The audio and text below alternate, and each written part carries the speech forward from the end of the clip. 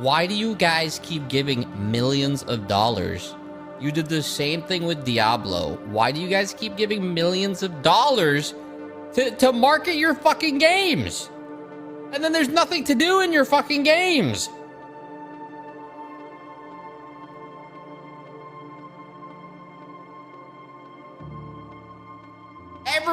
Everybody would still be on their first characters in Diablo if you didn't give all the fucking money to some K-pop person and fucking Halsey.